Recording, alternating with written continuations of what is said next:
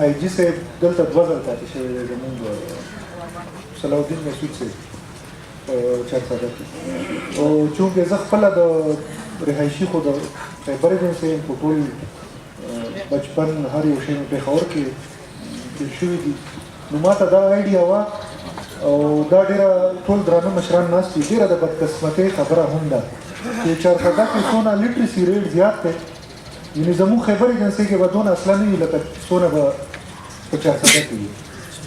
او زه نه پوهېږم چې یعنې زه بینګ ا پولیس افیسر ما ته خوند نه راکړي چې ما سره ګنډېنن د اصلي سره دونه شوق لري دا بدقسمتي ویلی شو بل څه نه زما نه مخکې چې کوم ډي پي او صاحب و مخکې هم او ایون چې زه راتلم نو ما ته خپل آی جي صاحب هم دا ویلي چې په اصلي په نمایش باندې او په هوایي فایرنګ باندې خو بالکل نو کمپرومایز دی دا پرون واقعیت چې هم شوې ده د دې بنیادي وجه هم دا وه چې غیر قانوني اسلحه ګرځول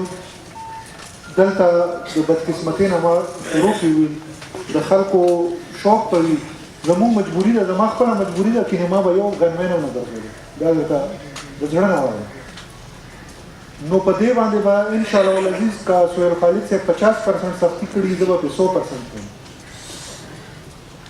ما ته یو ډایرکټیو اوس ایشو شوی دی چې دا پرمټ یې دا ډېره ښه موقع ده دا پرمټ یې چې به ایشو کولې ډي پي او صاحب دا ټولې به زه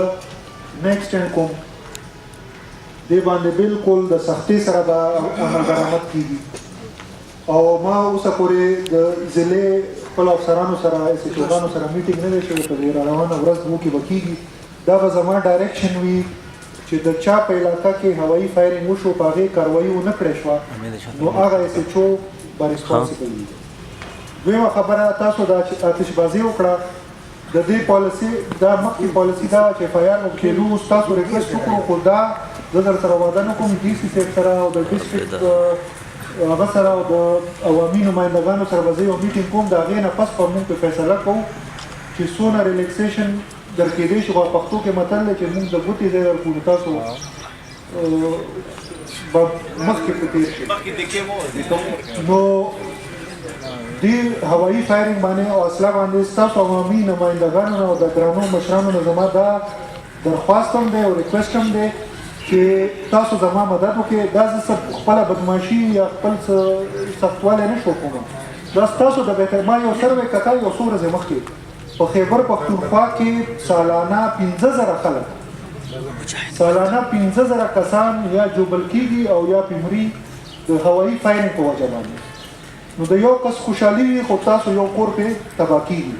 نو په دې باندې به انشاءالله العزیز تاسو په مرسته سره هېڅ کمپرومایز به هم نه بلکې نوره سختي به هم کېږي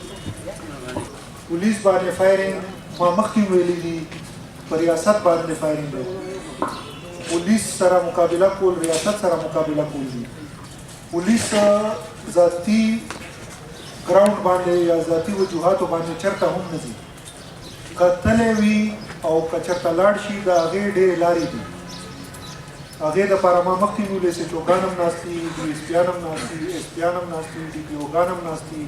D I जी में नास्ते आई जी में नास्ते मीडिया मलगरी में नास्ती दागे एड्रेस कोड द पारा डेरे लागे ये बांधे मामा की मुइलो उस जबिया वाइन जमा जवानान शहीदान शवी दी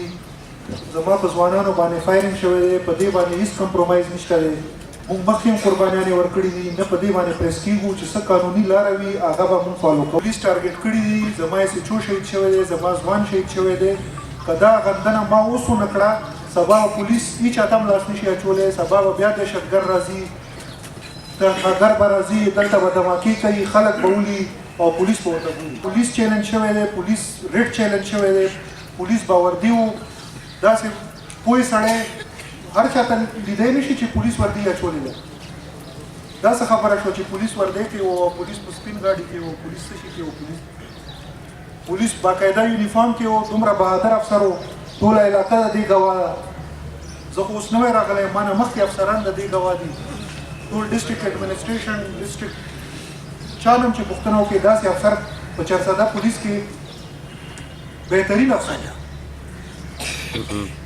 چا باندې چې لاس اچي چا ته بلا سبا ته څوک په ناکه ودرېږي ډز ډزه به یې ولي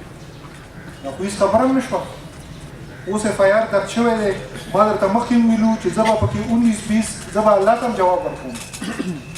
بالکل په دروغو باندې تفتیش کوم چې څو حالات او واقعیات هماغه شانتې ما اف آی آر کړی دی هماغه شانتې به تفتیش کېږي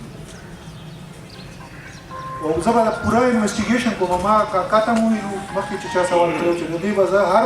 انګل نه تفتیش کوم خو دا خبرې بالکل اجازت نشته دی